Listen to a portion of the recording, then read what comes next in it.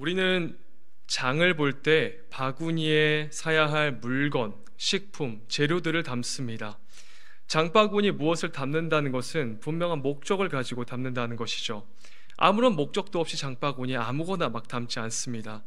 어렸을 적에 어머니와 함께 마트에 가서 장을 봤던 기억들이 좀 납니다. 공룡과 레고에 관심이 많았던 시절이 있었었는데 저는 장난감 코너가 그렇게 좋았었습니다. 그래서 항상 어머니께 장난감을 사달라, 레고를 사달라 이렇게 조르곤 했었었는데 어머니께서는 단호한 목소리로 안 돼! 라고 이렇게 말씀을 해주셨죠. 어머니께서는 분명한 목적을 가지고 장바구니를 들고 가셨습니다. 그리고 그 안에 물건들을 담으셨습니다. 가족을 위해 식사를 차리기 위한 재료들, 생활에 필요한 물품들을 그 장바구니에 채워 넣으셨던 것이죠. 그렇게 채워갔던 장바구니는 가족의 생활을 이어갈 수 있게 하는 결과를 나타내 주었습니다.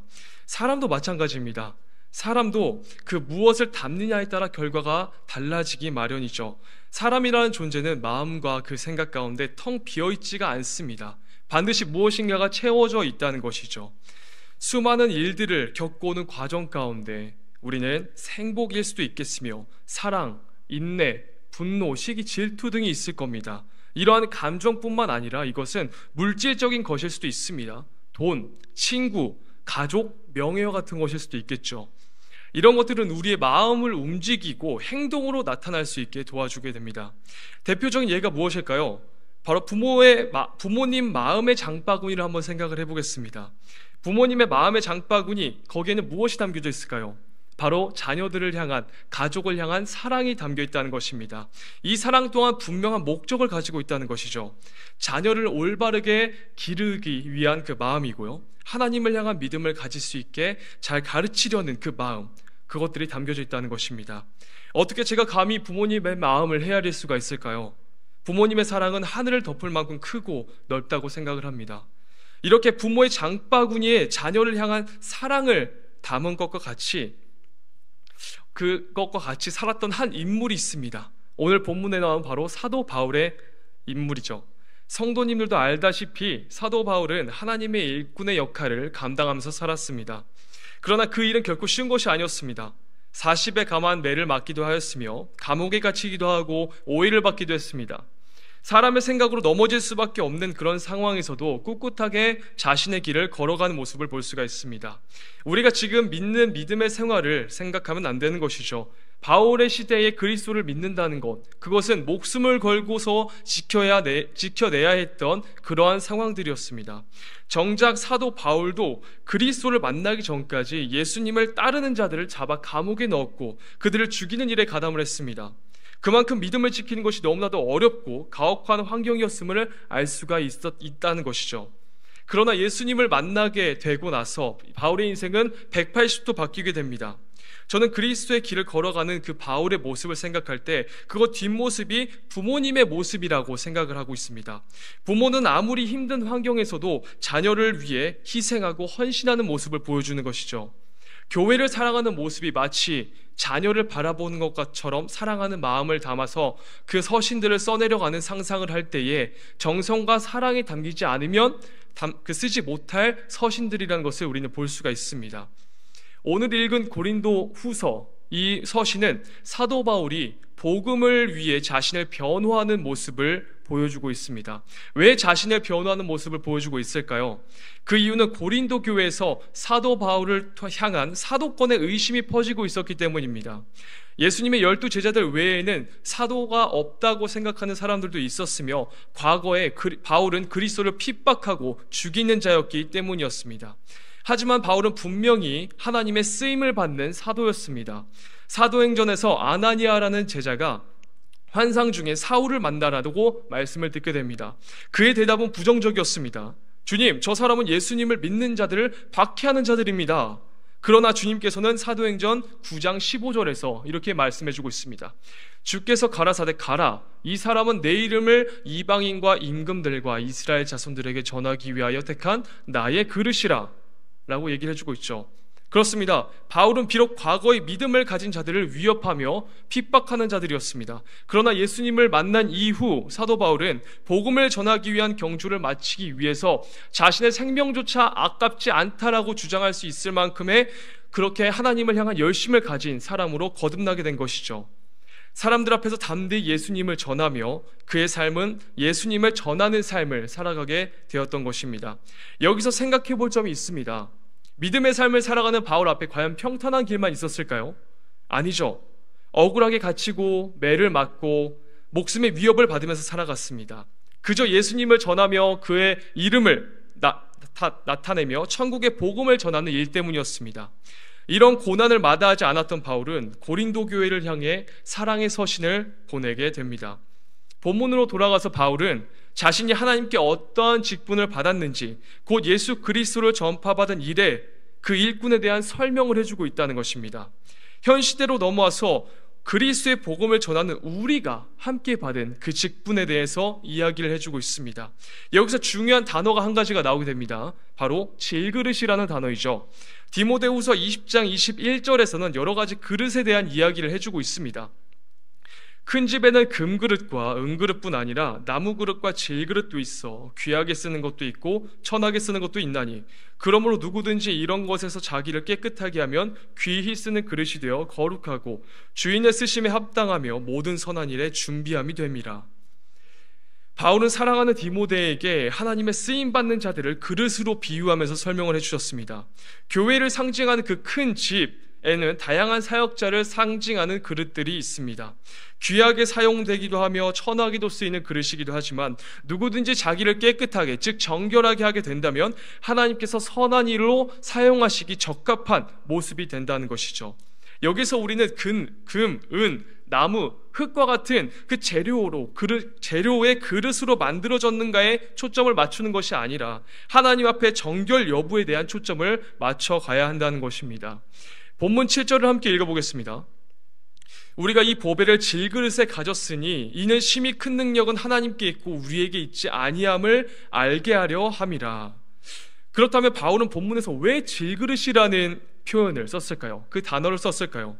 여기서 바울이 질그릇이라고 표현한 것은 보배와 질그릇이라는 극명한 대조를 보여주기 위해서 사용한 것입니다. 질그릇은 다른 그릇에 비교하게 되면 볼품없는 상징성을 보여주고 있습니다. 보배는 당연히 좋은 그릇에 담겨야 하는 것이죠.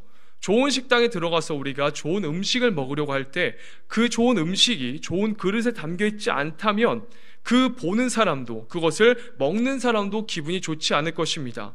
그렇다면 바울은 이렇게 극명한 대조를 통해서 질그릇에 담긴 보배가 무엇인지를 우리에게 보여주고 있습니다. 이것은 6절에서 보배의 뜻을 잘 가르쳐주고 있는데 본문 4장 6절을 한번 읽어보겠습니다. 함께 읽겠습니다. 어두운 데에 빛이 비치라 말씀하셨던 그 하나님께서 예수 그리스도의 얼굴에 있는 하나님의 영광을 아는 빛을 우리 마음에 비추셨느니라. 아멘. 이 보배는 무엇일까요? 바로 예수 그리스도의 얼굴에 있는 하나님의 영광을 아는 빛입니다. 곧 복음의 영광의 빛을 우리에게 보여주고 있다는 것이죠. 우리는 예수 그리스도를 통해서 하나님의 영광을 알 수가 있습니다. 예수님은 말씀이 육신이 되어서 이 땅 가운데 오셔서 하나님의 영광을 드러내셨습니다. 예수님은 십자가 고난의 순간에서도 순종하심으로 하나님의 영광을 드러내셨습니다. 예수님은 죽은 지 사흘 만에 부활하셔서 무덤에서 부활하심으로 하나님의 영광을 드러내셨습니다. 예수님은 질그릇과 같이 연약한 사람의 몸을 입고 이 땅 가운데 오셨고 일평생을 자신을 드러내지 않으셨으며 하나님의 영광만을 위하여 살아오셨던 분이십니다. 그리고 질그릇과 같이 연약한 우리들에게 이 보배를 선물해 주셨다는 그 사실을 우리는 잘 알고 있어야겠습니다. 이제 우리는 십자가에 죽으시고 부활하신 예수 그리스도를 믿는 믿음 안에 거하는 것이며 우리의 모습을 통해서 하나님의 영광을 드러낼 수가 있게 된 것이죠. 고린도전서 10장 31절에서 바울은 이렇게 말합니다. 그런즉 너희가 먹든지 마시든지 무엇을 하든지 다 하나님의 영광을 위해서 하라. 우리는 일상의 모든 순간에서 하나님의 영광을 위해 살아가야 할 존재들입니다. 우리가 하나님의 영광을 드러내는 비결이 한 가지가 있습니다. 그것이 무엇일까요? 바로 사랑입니다. 하나님을 사랑하는 것과 이웃을 사랑한다는 것이죠. 사랑한다는 것은 서로 닮아가는 것입니다. 우리가 하나님을 사랑하게 된다면은 우리는 하나님의 마음을 닮아가기를 힘쓰게 됩니다. 하나님은 어떤 분이신가요? 하나님은 정의와 공의로 우리를 다스리시며 사랑과 인내가 넘치시며 우리를 포기하지 않으시며 우리를 긍휼히 여겨주시면서 예수님과 함께 살아가기를 원하시는 분이십니다. 이러한 하나님을 사랑하는 자들은 이웃을 바라볼 때 어떻게 바라보게 될까요? 하나님의 마음과 같이 바라보게 된다는 것이죠. 하나님을 사랑하는 만큼 하나님의 마음을 담기를 원하게 된다는 것입니다. 이웃을 용서할 수 있게 사랑할 수 있는 마음을 허락해달라고 우리는 간구해야 한다는 것이죠. 그들이 나를 통해 하나님의 사랑을 경험하고 하나님의 영광을 마주할 수 있는 기회를 허락해달라고 우리는 간구를 해야 합니다. 그러나 이것은 우리의 의지대로 할 수 있는 것이 아닙니다. 쉬지 않고 말씀과 기도하기에 힘쓸 때에 이뤄주시는 하나님의 능력으로 말미암아 된다는 것이죠. 사도 바울이 말하는 질그릇은 자신만을 표현하는 것이 아니라 그리스도를 믿는 모두를 표현한다는 것입니다. 어느 누가 하나님 앞에 내가 하나님 앞에 금그릇이요 은그릇이라고 말할 수 있겠습니까? 질그릇과 같이 연약한 우리들은 우리들을 돌아봐야 한다는 것입니다. 그리고 우리는 질그릇과 같이 연약하다고 또한 낙심할 필요도 없습니다. 그 이유는 하나님의 능력이 우리와 함께하기 때문인 것이죠. 하나님의 능력은 어떻게 나타날까요? 본문 8절과 9절을 함께 읽어보도록 하겠습니다. 우리가 사방으로 우겨쌈을 당하여도 쌓이지 아니하며 답답한 일을 당하여도 낙심하지 아니하고 박해를 받아도 버림받지 아니하며 거꾸로 뜨림을 당하여도 망하지 아니하고. 바울은 본문 8절 9절에서 어떤 고난이 다가와도 이겨낼 수 있다라고 말하고 있습니다. 바울은 어떤 고난을 받았을까요? 바울은 자신의 고난을 고린도 후서 12장 23절 27절에서 이렇게 말하고 있습니다. 그들이 그리스도의 일꾼이냐 정신없는 말을 하거니와 나는 더욱 그러하도다. 내가 수고를 넘치도록 하고 옥에 갇히기도 더 많이 하고 매도 수없이 맞고 여러 번 죽을 뻔하였으니 유대인들에게 40에서 하나 감한 매를 5번 맞았으며 3번 태장으로 맞고 1번 돌로 맞고 3번 파선하고 1주야를 깊은 바다에서 지냈으며 여러 번 여행하면서 강의 위험과 강도의 위험과 동족의 위험과 이방인의 위험과 신의 위험과 광야의 위험과 바다의 위험과 거짓 형제 중의 위험을 당하고 또 수고하며 애쓰고 여러 번 자지 못하고 줄이며 목마르고 여러 번 굶고 춥고 헐벗었노라 라고 말하고 있습니다. 지금 이렇게 읽기에도 많은 고난이었었는데 사도 바울의 일생 가운데 과연 이 고난만 있었을까요? 그렇지 않죠. 바울의 수고는 결코 헛된 수고가 아니었습니다. 그는 숨어서 지내지 않았습니다. 담대히 이 땅 저 땅을 누리면서 예수 그리스도의 복음을 전파하고 다녔던 것이죠. 바울이 자신을 표현한 그 질그릇 안에 있는 그 보배를 전파하며 다녔던 것입니다. 얼마나 힘든 인생이었을까요? 그리고 그 길을 왜 선택해서 가야만 했었던 것일까요? 예수님께서도 이런 모습을 잘 보여주셨죠. 예수님은 이 땅에 사람의 모습을 입고 이 땅 가운데 오셨습니다. 전능하신 창조주께서 인간의 연약한 육신을 입고 이 땅 가운데 오신 것입니다. 질그릇과 같이 연약한 자신의 몸에 십자가의 고통을 받으셨던 분이십니다. 그러나 이 고통은 무익한 고통이었을까요? 결코 아니죠. 그 이유는 예수 그리스도께서 부활의 첫 열매가 되셨기 때문입니다. 그리고 우리들 역시 예수님을 따라서 부활의 첫 열매가 되는 그런 영광스러운 부활을 경험할 것이기 때문이죠. 사람은 고통을 통해 성장한다고 표현하곤 합니다. 그러나 무엇을 위해서 이렇게 목숨까지 위협을 받을 만한 고난을 받아야 한 것일까? 이 정도의 고통까지 참아가는 목적은 무엇이었을까요? 사도 바울은 이 고난의 목적을 10절, 11절에서 잘 나타내고 있습니다. 우리가 항상 예수의 죽음을 몸에 짊어짐은 예수의 생명이 또한 우리 몸에 나타나게 하려 함이라. 우리 살아있는 자가 항상 예수를 위하여 죽음에 넘겨짐은 예수의 생명이 또한 우리 죽을 육체에 나타나게 하려 함이라. 우리 살아있는 자가 죽음에 넘겨지는 이유는 무엇일까요? 바로 바로 예수의 생명이 우리 육체에 나타나기 때문입니다. 우리가 살아있는 자로서 어떤 삶을 살아가야 하는지를 사도 바울이 잘 보여주고 있다는 것이죠. 초대교회와 사도시대의 경우 성도들은 그리스도의 그 신앙으로 인해서 아주 잔인한 방법으로 순교를 당했습니다. 화형을 당하기도 했고요, 굶주린 야수들에게 먹혀지기도 했고요, 참수를 당하기도 했습니다. 그들의 순교는 결코 헛된 것이 아니었습니다. 그들의 순교는 마치 땅에 떨어진 씨앗과 같이 깊게 뿌리를 내리면서 그 복음이 힘차게 뻗어나가게 됨을 우리는 볼 수가 있었습니다. 예수님의 생명이 나타나는 것은 우리가 살아서 드러날 수가 있는 것이 아닙니다. 우리가 죽어서 드러날 수가 있다는 것이죠. 그러나 이것을 오해하시지 말길 바랍니다. 죽어야만 하는 것은 생명일 수도 있겠지만 살아서 우리가 죽어야 하는 것은 우리의 중심, 우리의 생각, 우리의 지혜들도 있기 때문입니다. 자신이 드러나지 않는 것, 나를 드러내지 않는 것, 이것은 어떠한 상황에서도 겸손함을 요구하게 됩니다. 겸손은 훈련이 없이 나타날 수가 없는 것이죠. 하나님은 믿음을 가지고 살아가는 자들에게 반드시 겸손을 요구하고 계십니다. 예수님의 제자 베드로는 베드로전서 5장 5절에서 이렇게 이야기하고 있습니다.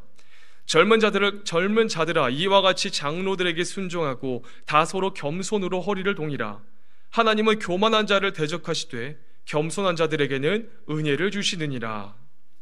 교만한 자는 예수님의 생명을 드러낼 수가 없습니다. 왜냐하면 예수를 위하여 자신의 것이 사라지는 것을 아까워하기 때문입니다. 고난이 찾아올 때 예수 그리스도를 찾으며 예수 그리스도를 선택하는 것이 아니라 세상을 선택하며 나 자신, 나 스스로를 선택하기 때문이죠. 예수를 위한 죽음에 대하여서 사도 바울은 고린도 교회에 이렇게 설명하고 있습니다. 본문 12절부터 15절을 함께 읽어보도록 하겠습니다.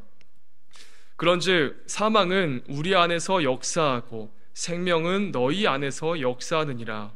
기록된 바 내가 믿었으므로 말하였다 한 것 같이 우리가 같은 믿음의 마음을 가졌으니 우리도 믿었으므로 또한 말하노라. 주 예수를 다시 살리신 이가 예수와 함께 우리도 다시 살리사 너희와 함께 그 앞에 서게 하실 줄을 아노라. 이는 모든 것이 너희를 위함이니 많은 사람의 감사로 말미암아 그 은혜가 더하여 넘쳐서 하나님께 영광을 돌리게 하려 함이라. 아멘. 바울은 예수님의 생명을 죽을 육체에 나타나게 하기 위한 그 방법을 설명해 주고 있습니다. 그것은 살아있는 자가 항상 예수를 위해서 죽음에 넘겨지는 것이라 이렇게 소개를 하고 있습니다. 사도행전 20장 24절에는 사도 바울이 자신의 목숨을 어떻게 여기는지를 볼 수가 있습니다. 나의 달려갈 길과 주 예수께 받은 사명, 곧 하나님의 은혜의 복음 증거하는 일을 마치려 하면은 나의 생명을 조금도 귀한 것으로 여기지 아니하노라. 자신의 생명을 귀한 것으로 여기지 않을 수 있는 이유는 하나님의 은혜의 복음 증거하는 일을 마치기 위해서, 곧 예수 그리스도의 복음을 증거하기 위해서라는 것을 사도 바울은 확실하게 보여주고 있다는 것입니다. 우리가 죽음으로 예수 그리스도의 생명이 드러나게 되는 것, 바울은 사망이 우리 안에서 역사하고 생명이 너희 안에 역사하느니라고 말을 했습니다. 이 말의 뜻은 자신이 고난을 당함으로써 복음을 듣는 자들에게 그리스도의 생명이 함께할 수 있음을 말하고 있다는 것입니다. 사도 바울은 복음을 전하는 사명을 감당하는 그 과정 가운데 사망의 위협이 매우 많았습니다. 그럼에도 그가 포기하지 않았던 이유는 무엇일까요? 자신이 사도됨을 오해받고 있는 상황에서도 굳이 이것을 해결하려고 했었던 그 이유는 무엇일까요? 바로 사도 바울이 예수님께서 주신 그 보배, 자신의 그 연약한 질그릇 가운데 그 안에 들어있는 보배를 가지고 있었기 때문입니다. 자신의 연약한 모습, 자신의 깨지기 쉬운 그 모습을 질그릇과 같이 표현을 했었지만 이 질그릇이 가지고 있는 그 보배, 곧 하나님의 영광을 아는 빛, 곧 복음을 가지고 있었기 때문이라는 것이죠. 복음은 무엇입니까? 사도 바울이 목숨을 아끼지 않으면서까지 이 온 나라에, 온 세계에 전하기 위한 그 복음의 내용을 알고 계십니까? 그것은 바로 예수 그리스도의 오심과 십자가의 죽음과 부활이라는 것입니다. 예수님은 하나님의 아들이십니다. 예수님은 참 하나님과 참 사람으로 이 땅 가운데 오셨습니다. 예수님은 우리를 사랑하셨기 때문에 십자가에 못 박히셨습니다. 예수님을 믿는 자들은 죽음의 권세를 이겼습니다. 예수님을 믿는 자들은 죽음의 권세를 이겼다. 여기에서 이겼다라는 표현은 현재형, 미래형도 아닌 과거형으로 표현을 했습니다. 그 이유는 14절에 나와 있습니다. 본문 14절을 함께 읽어보도록 하겠습니다. 주 예수를 다시 살리신 이가 예수와 함께 우리도 다시 살리사 너희와 함께 그 앞에 서게 하실 줄을 아노라. 그렇습니다. 주 예수를 다시 살리신 이가 예수를 믿는 우리도 다시 살리시기 때문이라는 것이죠. 예수님은 십자가에 못 박히셨고 사흘 만에 부활하셨습니다. 예수님은 죽음을 이기셨습니다. 믿음을 가진 우리도 예수님을 따라 죽음의 권세를 이긴 것입니다. 더 이상 죽음이 우리를 주관하지 못합니다. 이것은 결코 지어낸 이야기가 아닙니다. 사람이 입으로 내려져 내려오는 구전이 아닙니다. 2000년 전 우리를 위해 이 땅 가운데 오시고 하나님의 독생자 예수 그리스도는 구약에서 약속하신 그 약속을 성취하셨으며 우리에게 구원의 길을 열어주셨습니다. 이 자리에서 믿음을 의심하는 사람이 있습니까? 주 예수 그리스도를 믿으시길 바랍니다. 오직 예수님만이 길이요 진리요 생명이 되십니다. 그분께서 건네시는 은혜의 손길을 거부하지 마시기 바랍니다. 그분은 인자하시며 사랑이 충만하시며 우리를 불쌍히 여겨주시는 분이십니다. 예수님을 통하지 않고는 하나님께로 나아갈 자가 없습니다. 예수님을 믿음으로 하나님 앞에 의롭다함을 얻을 수가 있다는 것이죠. 어떤 사람이 예수님을 믿지 않고 하나님 앞에 의롭다함을 얻을 수가 있을까요? 우리는 온전히 겸손한 마음으로 우리 안에 있는 그 연약한 육신의 그 질그릇 안에 예수 그리스도의 보배를 채워 넣어야 한다는 것입니다. 하나님 앞에 누가 스스로 의롭다 말할 수 있겠습니까? 우리는 모두가 하나님 앞에 죄인이라는 것을 알아야 합니다. 최초의 인류의 대표 아담과 하와조차도 하나님 앞에 죄를 범함으로써 죄의 죽음의 권세에 복종을 하게 됐습니다. 죄의 결과는 지금의 인류에게까지, 지금의 우리에게까지 영향을 미치고 있으며 죄와 사망의 법이 우리를 에워싸고 있습니다. 그러나 지금 우리에게는 무엇이 있습니까? 바로 하나님의 독생자이시며 죽음을 이기시고 부활하신 하나님의 아들 예수 그리스도가 있다는 것이죠. 그분을 믿는 믿음을 통해 우리는 그분과 같이 죽음의 권세를 이기게 된 것입니다. 죄와 사망의 법에서 벗어나 생명의 성령의 법이 우리를 주관하는 은혜의 영광을 누리게 된 것입니다. 사도 바울은 수많은 고난 중에도 이 보배를 전한 사명을 가지고 나아가는 이유를 15절에서 다시 한번 설명해 주고 있습니다. 이는 모든 것이 너희를 위함이니 많은 사람의 감사로 말미암아 은혜가 더하여 넘쳐서 하나님께 영광을 돌리게 하려 함이라. 이 모든 것이 너희를 위함이니 라고 말을 하고 있습니다. 사도 바울이 자신의 연약함과 그리스도의 보배의 귀중함, 그것을 대조하면서 보여주는 그 상관관계는 하나님의 백성인 성도들을 향하여서 마치 어머니가 가족에게 가장 소중한 것을 주기 위해 장바구니에 사랑이 담긴 그 재료들을 담는 것처럼 사도 바울도 자신의 그릇에 그리스도의 보배를 담아 우리에게 전해주고 있다는 것이죠. 그리스도의 보배를 담아서 그것을 전하는 과정은 결코 쉽지 않습니다. 자녀가 부모님이 차려준 건강한 음식을 싫어하는 것처럼 말이죠. 때로는 투정을 부릴 수도 있겠으며 때로는 맛이 없다고 얘기할 수도 있겠지만 사도 바울은 그런 의심당하는 상황 가운데서도 그가 전하는 것을 믿지 않는 사람들이 있었습니다.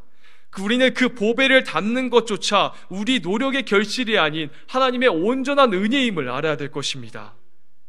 우리는 오늘 본문을 통해서 사도 바울이 자신을 높이려고 한 것이 아닌 연약한 자신의 육체를 질그릇이라 표현하면서 그 안에 담긴 세상의 가장 귀한 보배, 그리스도의 복음에 대한 그 중요성을 배웠습니다.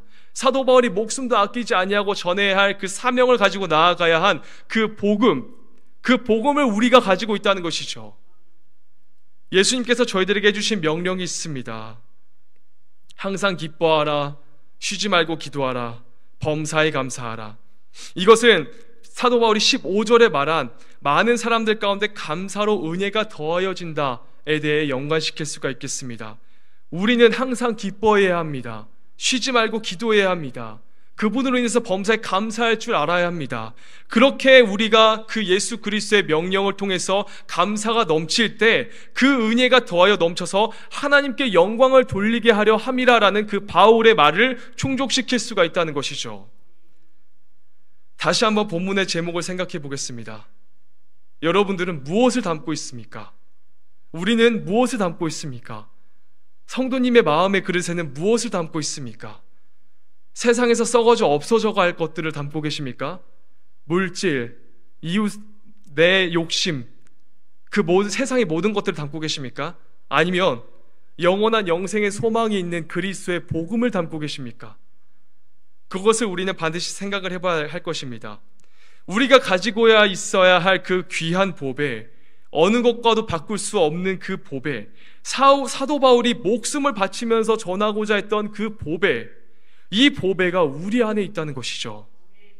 값없는 은혜를 통하여 얻게 된 그 보배, 예수 그리스도의 보배를 가지고 감사를 통해서 하나님께 영광을 올려드리는 성도님들이 되시기를 주님의 이름으로 축복합니다.